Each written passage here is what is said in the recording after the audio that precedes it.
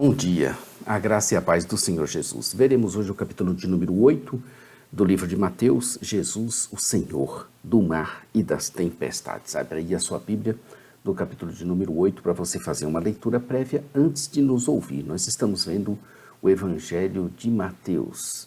Eu sou o pastor Daniel Deusdete da Igreja Os Semeadores. Esse Evangelho de Mateus foi escrito com o propósito de inspirar os cristãos ao serviço grato e fiel de promover o reino de Deus, ao apresentar Jesus como tão esperado rei e apresentar também o reino que ele trouxe como cumprimento do plano de redenção de Deus. A terceira parte começa no capítulo 8, as obras do reino, vai até o capítulo 10. Jesus realizou muitos milagres que mostraram o seu poder para estabelecer o seu reino. Ele também deu poder e enviou discípulos para espalharem o reino de Deus. Entretanto, eles foram advertidos por Jesus que perseguição e sofrimento viriam àqueles que serviriam ao reino do céu. Esses capítulos 8 a 10 formam a terceira maior seção do Evangelho de Mateus, e ele focaliza principalmente as atividades do reino. Eles serão divididos em dois segmentos, narrativas e um sermão, que formarão nossa divisão proposta. Então vejamos a primeira parte, que é a narrativa, curando e chamando. Aproveite, inscreva-se no nosso canal aí, inscreva-se, clica no sininho para você fazer acompanhamento diário. Todos os dias temos uma postagem com um capítulo novo, um capítulo diferente. Todos os dias sem falta.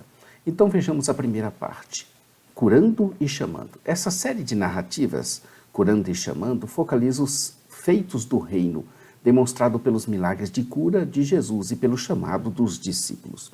A ordem dos acontecimentos nesses capítulos difere da ordem dos evangelhos de Marcos e de Lucas. Mateus provavelmente organizou os acontecimentos por tópicos, mais do que por cronologia. Quando ele terminou o seu sermão, desceu do monte, e o resultado foi que começaram a segui-lo.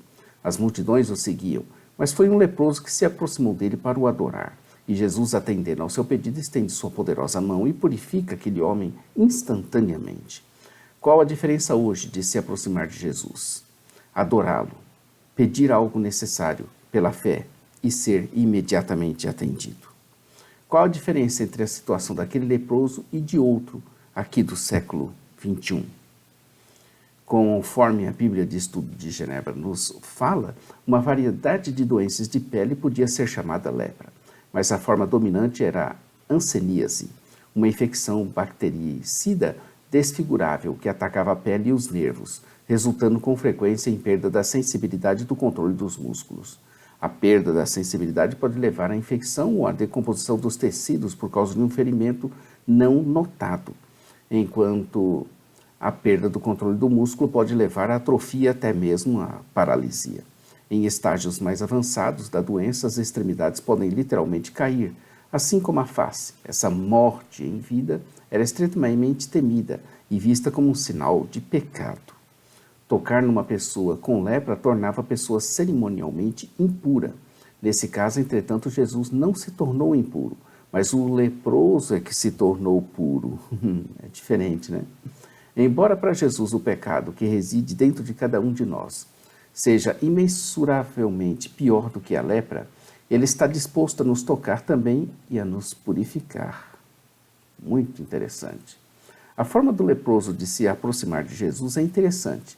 Ele reconhece que ele poderia curá-lo, se quisesse, e sem medo ou receio da rejeição, o que seria natural de sua péssima condição, ele lança diante do mestre um desafio enorme, e o Senhor o recebe sem problemas. Ele fala ao leproso que quer sim e o cura instantaneamente. Em seguida, o adverte para que não dissesse nada a ninguém. O conselho para o leproso permanece em silêncio. Para ele permanecer em silêncio foi com a intenção de evitar que os buscadores de milagres pudessem atrapalhar Jesus em cumprir a sua missão.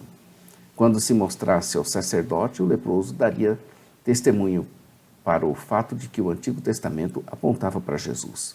Agora é outro que se aproxima dele, de Jesus, com tanta fé que impressionou o Senhor. Ele entendia de autoridade e citou exemplos dela para o Senhor, não para ensiná-lo, mas para enfatizar que ele cria naquele que curava. Jesus dá a ordem e atende ele conforme aquilo que ele tinha pedido. A palavra a ele liberada é: vai-te e seja feito conforme a tua fé.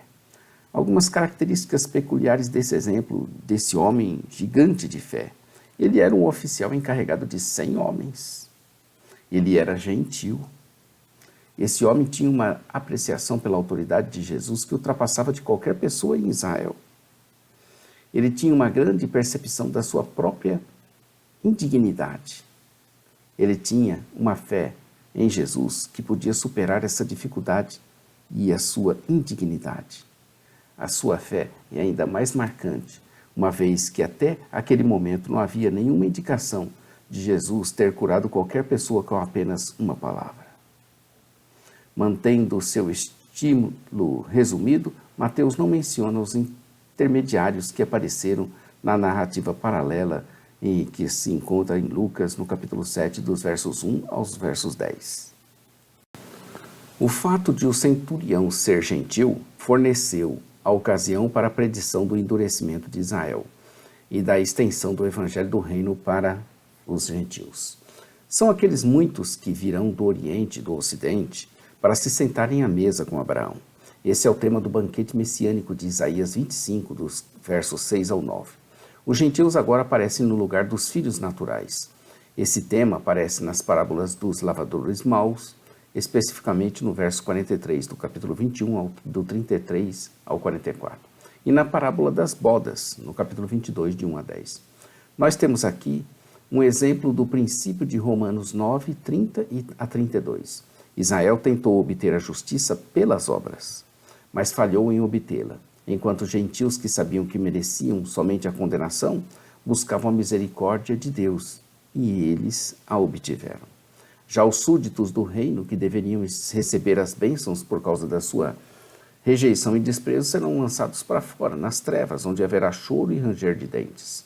Representa a extrema e desesperada aflição daqueles que serão finalmente excluídos do reino. Depois disso, ele entra na casa da sogra de Pedro, onde ali faz outro milagre. Ele não parou ali, pelo contrário, ia anoitecendo e começaram a trazer para ele muitos endemoniados. Ele expulsava os espíritos com uma palavra e curava todos os doentes, fazendo-se cumprir as escrituras em Isaías. Ele mesmo tomou as nossas enfermidades. Isaías 53:4 diz que usa as enfermidades para representar a maldição do pecado. Dores também pode ser traduzido como doenças. Jesus veio para dar fim à maldição, assim como a culpa pelo pecado. Ele fez isso na cruz, mas até mesmo o seu ministério de cura custou algo a ele. Quando Cristo retornar em glória, receberemos corpos incorruptíveis. Mateus fez essa aplicação interessante do profeta Isaías, falando sobre a cura e a libertação dos que estavam presos a espíritos imundos.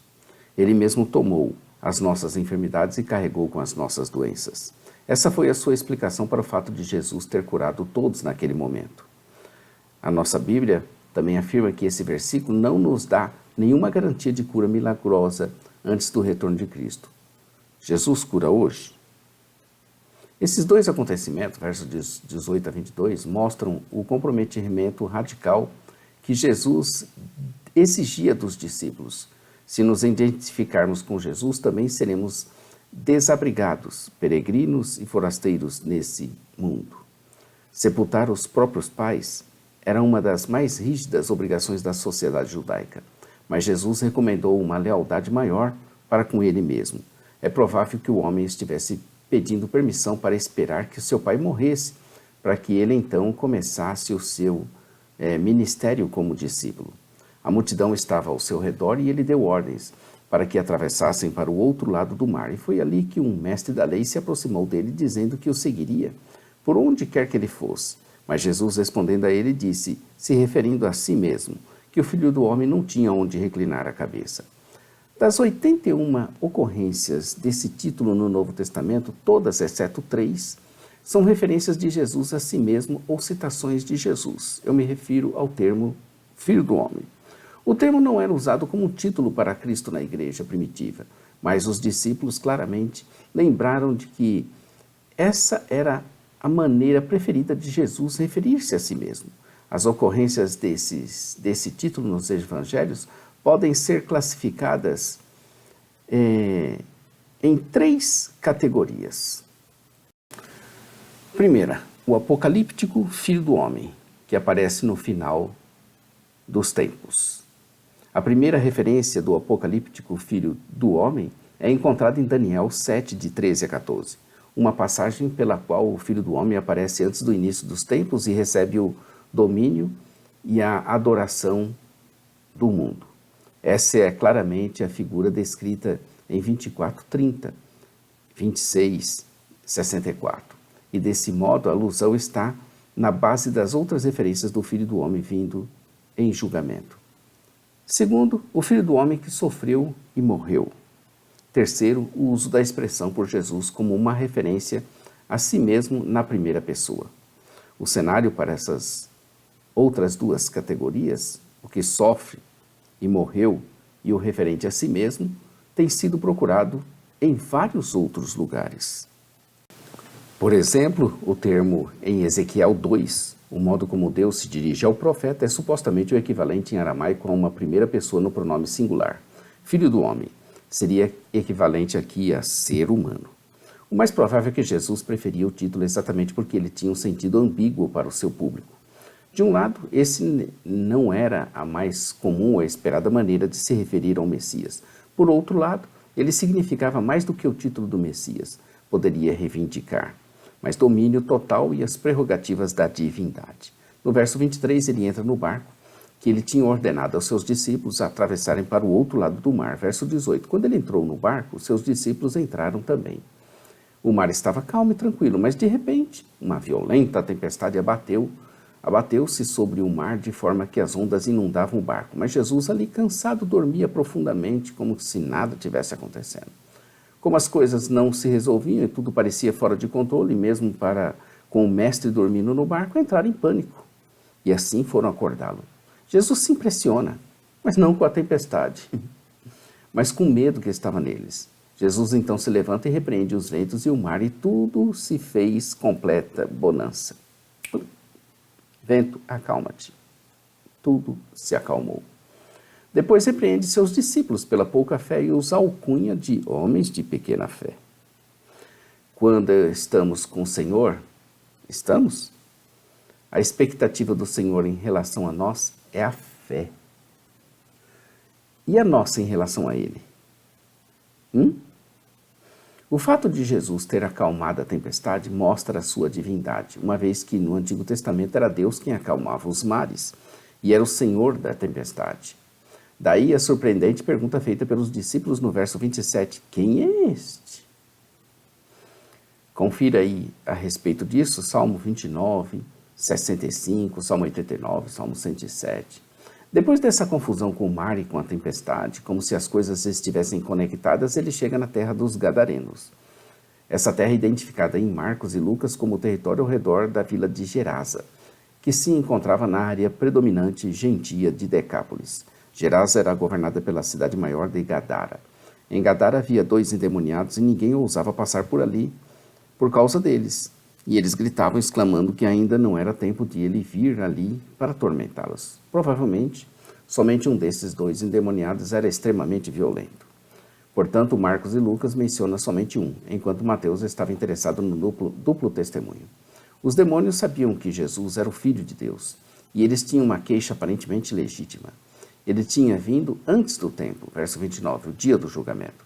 Mas Jesus já estava inaugurando o reino de Deus, e os poderes das trevas já estavam sendo quebrados. A palavra grega traduzida como demônio é um termo genérico para Deus. É evidente que os demônios não eram Deus. Mesmo que tivessem existência pessoal, eram espíritos imundos. Eles se opunham ao verdadeiro Deus e causavam destruição na vida das pessoas, às vezes por meio da possessão. Assim, eles eram identificados com Satanás, o príncipe dos demônios. Adão deveria ter expulsado Satanás do jardim do Éden. Jesus expulsou os agentes de Satanás. Expulsar demônios era um sinal característico da chegada do reino. É muito provável que Jesus tenha permitido que os demônios entrassem nos porcos em consideração ao fato de que no dia do juízo final ainda não tinha chegado. ou porque o subsequente afogamento deles demonstrou os valores perversos das pessoas na comunidade que valorizavam mais os suínos do que o resgate de 2 seres humanos. Lucas 8,31 relata a súplica dos demônios para que não fossem jogados no abismo. O afogamento dos porcos nas profundezas do lago sugere que, ao atender ao pedido dos demônios, Jesus os enviou para o lugar que prefigurava o abismo. Mateus 8, verso 1 começa: Ora, descendo ele do monte, grandes multidões o seguiam. Esse é o primeiro versículo desse capítulo de número 8, que tem 34 versículos, e que o versículo 34 diz: Então a cidade toda saiu para encontrar com Jesus, e vendo-o, lhe rogaram que se retirasse da terra deles, da terra de Gadara. O Senhor chega à terra dos gadarenos levando consigo a vida, levando consigo a cura, levando consigo a libertação, e o povo gadareno roga para ele que se retire das suas terras. O que buscavam os gadarenos? Será que no cultivo dos porcos iriam encontrar? Temamos que igualmente não rejeitemos ao Senhor em nossas escolhas imbecis. Amanhã estaremos aqui com o capítulo 9, Jesus, o pastor que se compadecia das suas ovelhas. E você, pastor, cuida e se compadece das suas ovelhas? Inscreva-se em nosso canal, clica no sininho, divulgue, compartilhe, nos ajude aí, clica no sininho para você receber atualizações, porque todos os dias nós temos um vídeo novo. A parte escrita dessa narrativa se encontra em jamaisdesista.com.br. A nossa loja virtual, ossemeadores.com.br. Nosso programa de rádio, radio.ossemeadores.com. Acesse lá e vamos continuar falando da palavra de Deus. A todos um bom dia.